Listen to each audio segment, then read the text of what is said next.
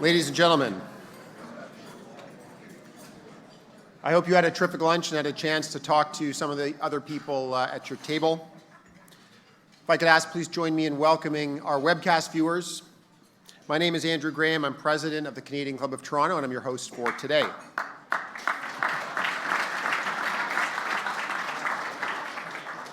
Normally I don't get applause at that line, but my mom's in the room today, so I think people were told to be extra nice. Thank you.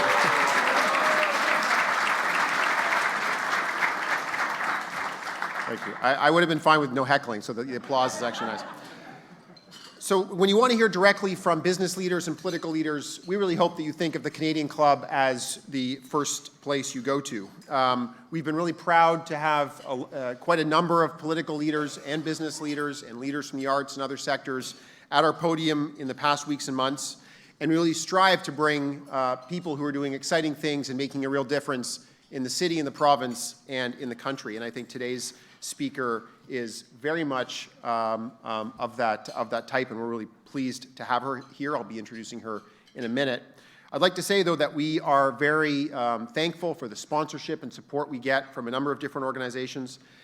Today we have Bruce Power, represented by Patrick Dalzell, CAA, represented by Teresa DeFelice, and the Ontario Real Estate Association, represented by Tim Hudak. Thanks to the three of you.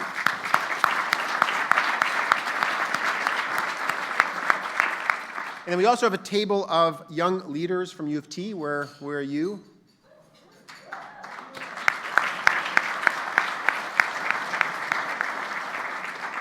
Thank you for being here, and thanks very much to Simon Dwyer from Bell Canada. Bell Canada supported the table, so thank you very much, Bell Canada, as well.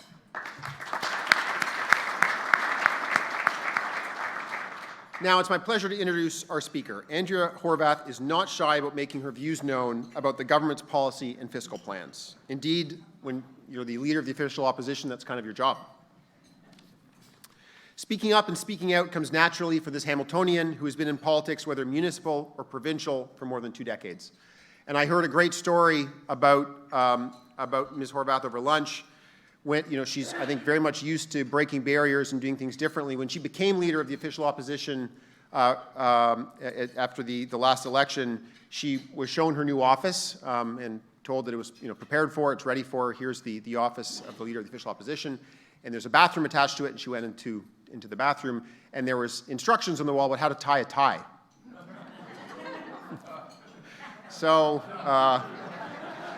You can tell that she's used to being a trailblazer and doing things differently. So we're really excited to hear her perspective today. Her perspective has been formed from a career in government, from a career in community development as well as local government. As the MPP for Hamilton Centre, she's been called the People's Champion. She continues to fight for more affordable standard of living and good accessible services for all Ontarians. Let's hear her alternative vision now. Ms. Horwath, I'm pleased to pass the Canadian Club of Toronto's podium over to you.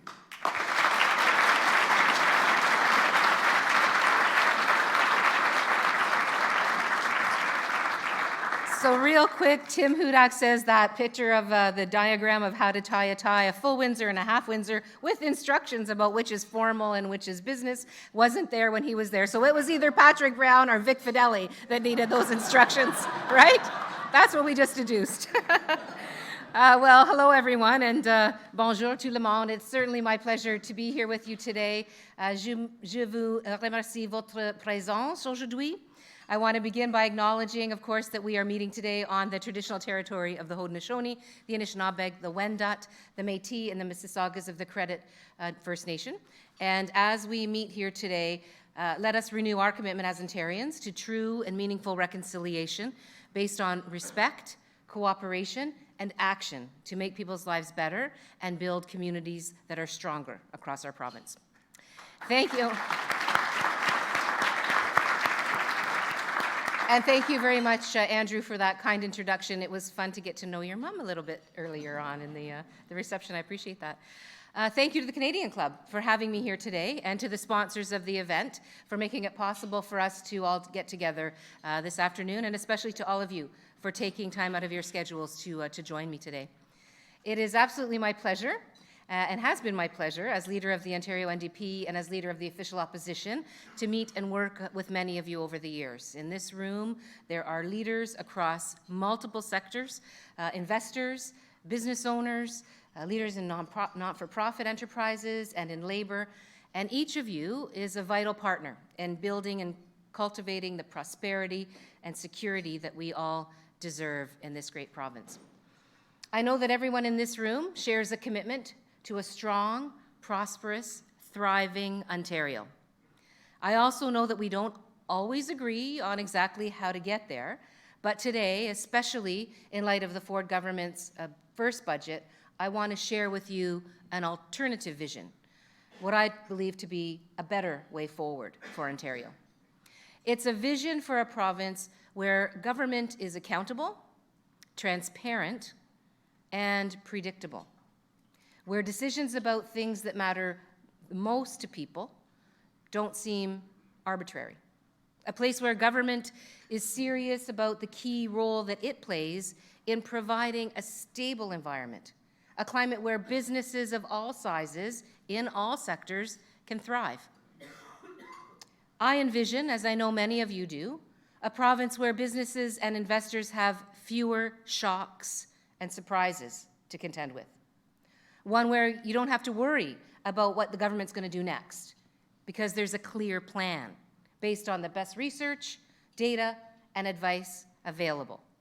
And the government has shared that blueprint for all of us to see, so that everyone, business, investors, and labor, know what to expect in the next quarter, the next year, the next 5 years.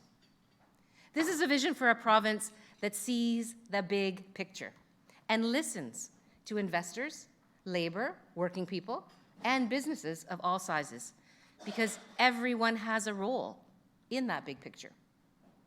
I envision more good-paying quality jobs that empower people to raise a family and retire with dignity.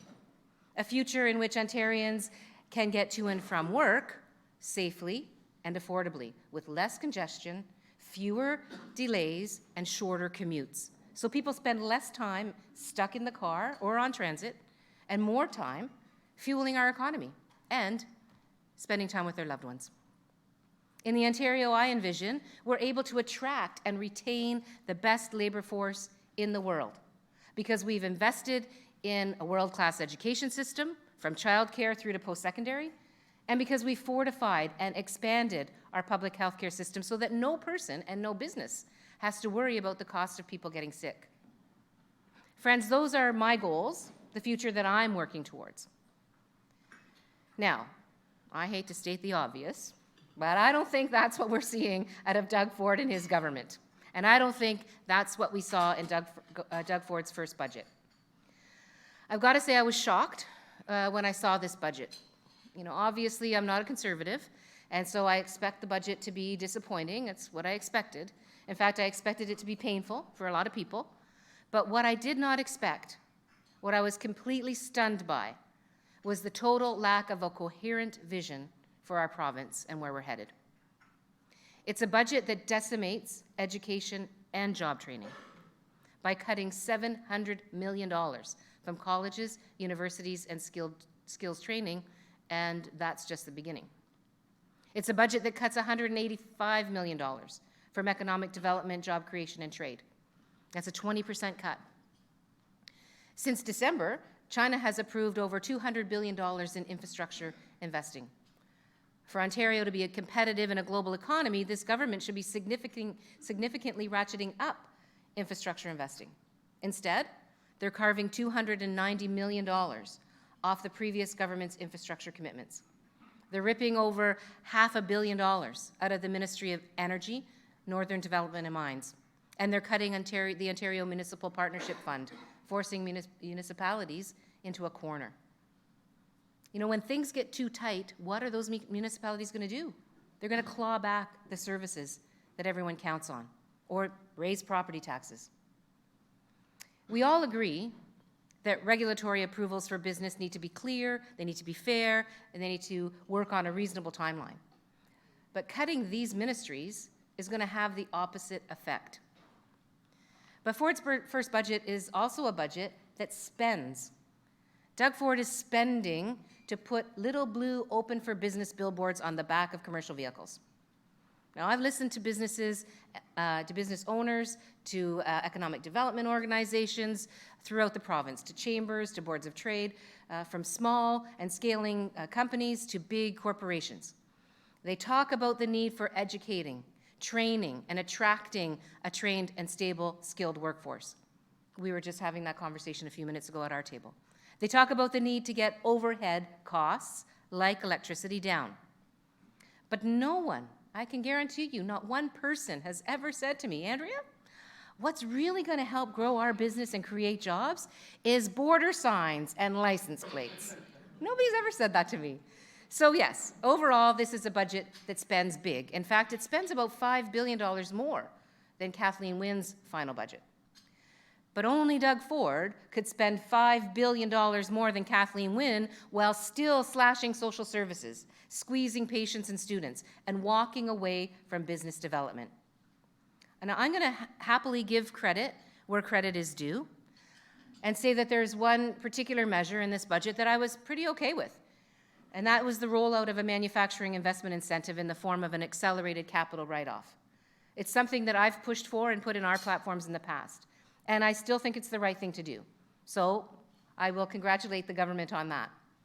But overall, if you don't work in alcohol or gaming, if you don't want to bring a big private US university to Ontario, if you don't manufacture license plates, this budget just doesn't reflect your priorities. And it's not going to make things better for you.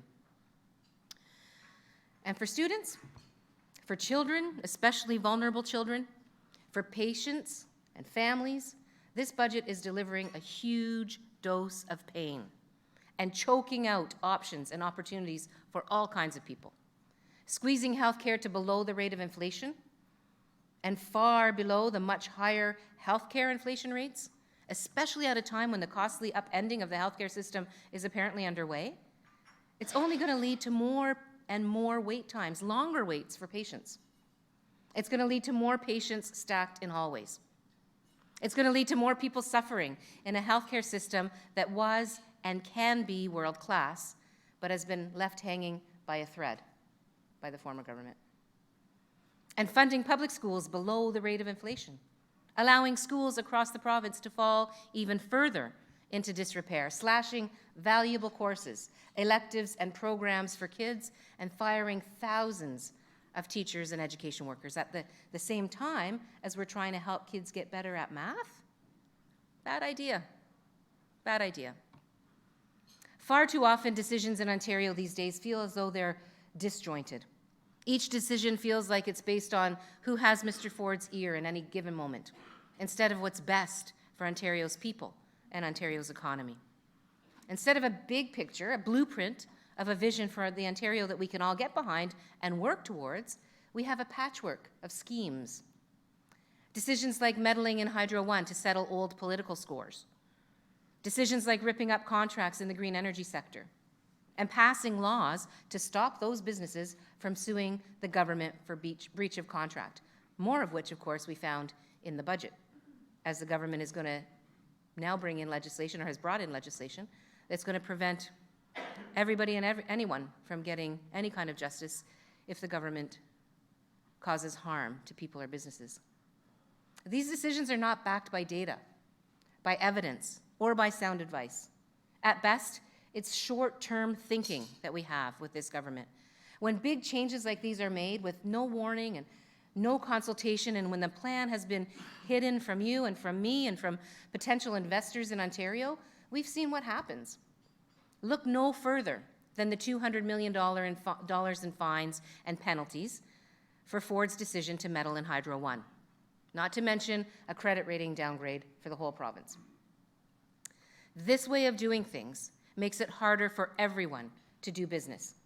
It undermines confidence because investors, businesses, and working people never know what will happen next. Let's be clear. This lack of predictability and transparency is not unique to the present government. It was on full display with the previous Liberal government, which made a habit of dramatically changing course with desperate announcements come election time. But I gotta tell you, putting up signs at the border and churning out new license plate slogans is not going to move our province forward. The best pathway forward, the path I push for every day at Queen's Park, that I would walk along with all of you if I were to become Premier, is rooted in predictability, in transparency, in collaboration, and in accountability. Because businesses should be able to trust that the contracts they sign with government are going to be upheld.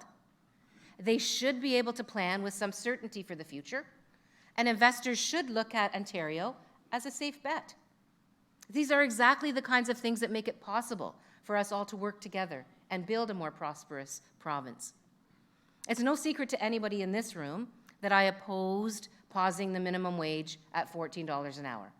Everybody knows the position that the NDP took.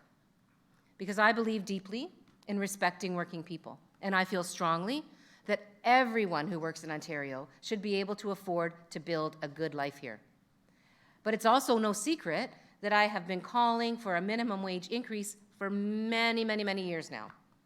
So while you may not agree with me on the minimum wage, you can be sure that I wouldn't spring it on the business community 3 months before an election day out of political desperation. Because as I've mentioned, I believe that stability and predictability in government are what allow us to look ahead. They're what allow us all to contribute to the direction that we're headed. They're essential to growth. You know, we must also address the big things, like sound infrastructure planning and investment, so we can move our province forward. And that means making sizable investments in education and training, from taking meaningful action to fund and fix our kids' schools, to ensuring that college and university costs stop being a drag on the upward mobility for young people entering the workforce. It means that instead of canceling the construction of multiple university campuses, the most recent one was just announced last night, with $20 million being taken away from the renovations of the Ontario College of Art and Design. Instead of picking fights with educational institutions and threatening their funding, I would seize opportunities to become more competitive in the global economy by expanding Ontario's capacity for research, innovation, and excellence. I would catalyze economic activity in fast-growing municipalities like Brampton, Markham, and Milton. And I would get their university campuses built. Moving forward in our vision to build the economy and the workforce of the future means working to ensure that everyone can get a quality, steady job so they can build a good life for their families and contribute to growing our economy. It also means the government needs to ensure that all of us, as workers, businesses, investors, and Ontarians, are supported by an accessible, high-quality public healthcare system. And that means we must be vigilant in protecting our public healthcare system. But it also means that government should come to the table with a vision for how to move us all forward. Just imagine when we expand Medicare to include drug and dental benefits for Ontarians. It's not only going to make people healthier and stop them from ending up in our ERs, it's also going to take employee prescription costs off the ledgers of businesses. It'll make Ontario even more attractive for investors. And it will help our province attract the best workers in the world. Imagine a government doing the hard work of maintaining and improving and expanding transit and transportation, listening to commuters about how to get them to work more quickly, and respecting and working with local governments. Not tearing up plans that have been years in the making and throwing hundreds of millions of dollars and years of planning work into the dumpster. Because the resulting delays, the years and years of delays and inflating costs from Doug Ford doing that, are not only frustrating for commuters, they're unattractive to investors. Efficient, affordable transit, good roads, sustain our workforce. They get our goods to market. They are the lifeblood of communities, along with widespread broadband that includes rural and remote regions of our province, and efficient interconnected rail. Imagine a province providing these services at the high level that we need to make Ontario more connected, more prosperous, and a more desirable place to live and invest. You know, at the root of my vision for the future is an understanding that I think all of us in this room share. It's the government's responsibility to put forward a clear, coherent, evidence-driven vision for the future. To respect Ontarians enough to listen, consult, and make the necessary changes to get things right. And to roll out these plans with predictability, with transparency and accountability, so that businesses, investors, and workers have the stable environment that they need and deserve to ensure our province grows and thrives. Now, I know that when we work together, we can absolutely attract the world's best, and we can create even more opportunity for everyone. Ontarians have so much more in common than what divides us. We share a vision of a vibrant place, vibrant communities, world-class healthcare, more opportunity and less debt for families, and prosperity for all.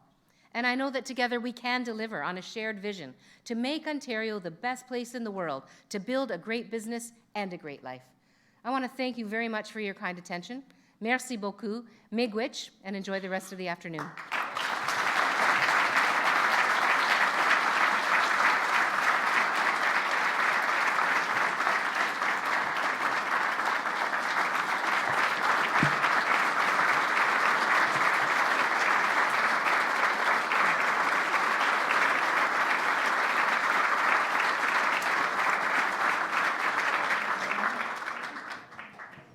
Well, thank you very much for those remarks, and we'll do a proper thank you in a minute. But first, we've had a number of questions excuse me, come in from the audience, and would love to hear your thoughts on a few issues. First of all, the Premier says that health and education budgets are increasing, and you're talking about cuts. Can you help reconcile those different points of view? Yes, absolutely, I can. I think the most important thing to remember is that we have something called inflation. That's not news to anybody in this room. And so when the government funds education and healthcare at less than the rate of inflation, that leads to cuts. I mean, you have to find the money somewhere. If your budget is increasing because of inflationary pressures and your funding is kept at a level that's below the amount to fund those pressures, then you have to make cuts in order to make up for the lack of funding to cover off inflation. And so this government, in its budget, identifies inflation at 1.9%, and is funding education at 1.6, education at 1.2, and healthcare at 1.6. Healthcare inflation runs much higher than regular inflation. In fact, the Financial Accountability Officer of the Province of Ontario said that it would take a 4% annual increase just to maintain the existing system, so without any real increases in capacity. The government's funding at 1.6, not at regular inflation rate of 1.9, nor at the 4% that the FAO is talking about. And in fact, other experts in the healthcare field peg healthcare inflation to run at about 5.3% annually. So it's very, very clear that when you're not funding to inflation or to healthcare inflation, you are going to end up cutting back on a healthcare system. And when we know that the government's got these plans to overhaul or upend our healthcare system, I mean, they should be putting even more money in to allow them to have the flexibility to make the changes that they're talking about in their legislation, Bill 74. So that's the story. I mean, yes, in terms of raw numbers, there might be a small increase in the actual budget line. But when you look at the inflationary pressures and the need to fund to cover inflation, it just doesn't make the mark. And just so that you know, the last budget that the previous government tabled, they were funding hospitals at about $300 odd million less than what the Ontario Hospital Association had requested in pre-budget hearings, meaning that the hospitals that were already not able to provide the kind of quality of service that we want, leading to hallway medicine, we saw that the hospital system continued to struggle. The same hospital groups made presentations to the pre-budget hearings this year, back in January, February, and unfortunately, the budget did not, again, meet the request of the hospitals to maintain a broken system. Again, funding almost $300 million less than what the request was. So I mean, this is where the difference is, the raw line numbers versus the inflationary pressures and the need to fund to cover inflation off. Great. Well, that segues nicely into another question that we got. Given the inflation-adjusted cuts in education, what advice do you have for students and young job seekers who are nervous about what's happening? Well, my advice is hold on for 3 years and we're going to get rid of this government. There's hope for the future. Although I guess I shouldn't say that. What's the phrase that, I think Jason Kenney just used it last night, help is on the way in 4 years' time, well, 3 now. No, but seriously though, it's going to be a difficult time for young people. They're going to be likely disruptions in the classroom. We're going to see a lot of adults being pulled out of schools, whether that be primary schools or secondary schools. We see the cost of post-secondary education is going to be increasing. The government's made decisions when the decision was made to back away from the changes that the former government had made, I had students approaching me in tears, telling me that they were finishing off school thinking that they'd have about $2,000 in debt, and now that's jumped to $14,000 just overnight because of the government's announcements. It doesn't have to be that way in our province. We can find a way to help young people achieve their goals in post-secondary education in quality institutions and still be able to graduate without a mountain of debt that holds them back from their forward trajectory in life, and we're committed to doing that. So it's going to be tough. It's going to be rocky for young people, and I think one of the things that I would recommend and suggest is to make sure that you're doing everything you can as an individual to connect with other people and get some solidarity happening, if you want to call it that. Some collective work together will help them get through. We saw those students come out to protest the cuts to education just a couple weeks ago. 100,000 students in high schools took to the streets to tell the government they didn't want their education system to be eroded or to be affected in a way that was going to have negative outcomes for them and their colleagues. And I think that that's one way to help them get through, is to realize that they're not alone. And as their education continues to be threatened by this government, or as they see changes that are troubling in their schools, they need to support each other. They need to be talking to their parents, and they need to be active. They need to have their voices heard. And hopefully with that, the government will acknowledge and admit that the changes they're making are harmful to students, and we might perhaps be able to get some changes made. Having said that, I mean, it's worrisome and it's frustrating, and I was very, very proud of the young people in Ontario when they took that upon themselves. And I can tell you, it was not the union thugs that told those kids to get out on the streets. They have lots of opportunities to connect with each other through social media in a way that they really haven't done in the past, to mobilize the way that they did.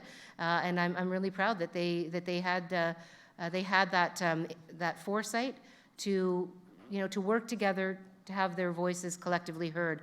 I went out on the lawn of Queen's Park to talk to some of those young people, and I was quite surprised. I mean, I didn't just talk to people that were speaking at the microphones. I went, mingled amongst the crowd, just, happenstance, bumping into this person and that person, kids that were, 14, 15 years old, 13 years old, asking them, why are you here? What's going on? And each and every one of them had an articulate and thoughtful response about why it is that they were there, what it was that they were fighting for, what it is that they're worried about. And that was pretty amazing. I mean, I don't think that I was doing that when I was 13, 14 years old. I might have been smoking behind the school, but I certainly wasn't protesting about the future of my education.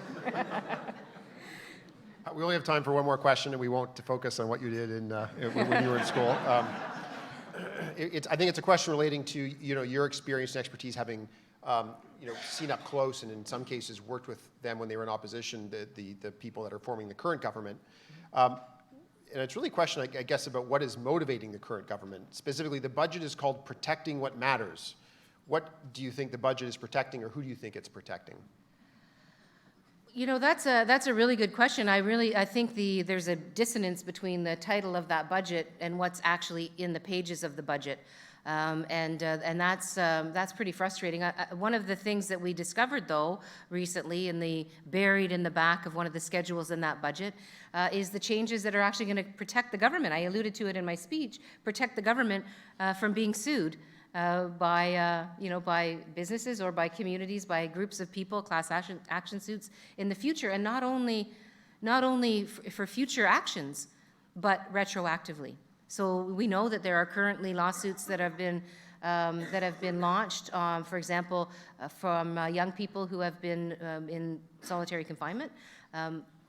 Perhaps that's now not going to be able to go forward because the government's changing the rules midstream. So I don't know that they're protecting anybody but their own interests, for fear that the changes that they are going to make are going to cause such disruption.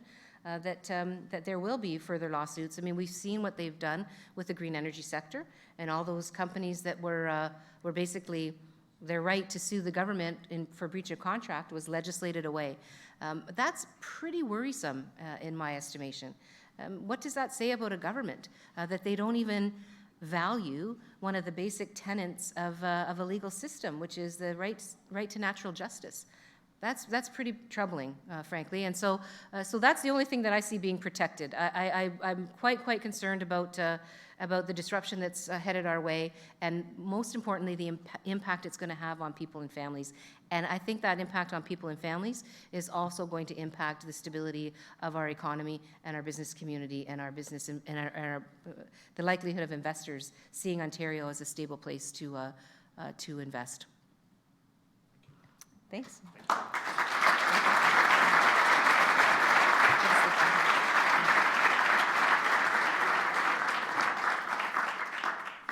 Well, that was a really terrific set of remarks and answers to the questions that were posed. On behalf of the Canadian Club of Toronto and everyone in the room, thank you for sharing your thoughts on the budget and more broadly your vision for where you'd like to take Ontario, where you think Ontario should go in today and in the years ahead. Obviously, it's at the heart of democracy to be able to offer alternative points of view and have lots of healthy debate. And you've really shown that you bring a lot of intelligence and passion and thoughtfulness and caring to the discussion. So thank you so much for being with us today and sharing all of that with us, the Leader of the Official Opposition, Andrea Horwath.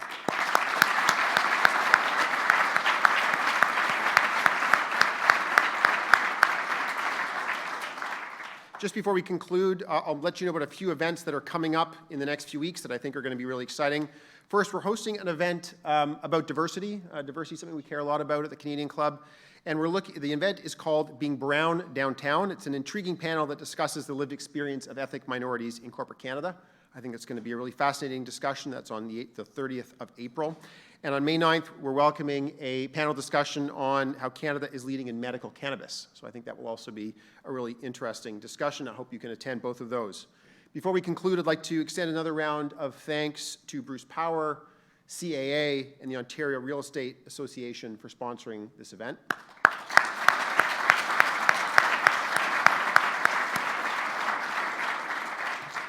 And I'd also like to thank MediaEvents.ca, Canada's online event space, and VVC for live streaming today's event. And of course, a big thank you to all of you for attending. See you again soon. Have a great afternoon.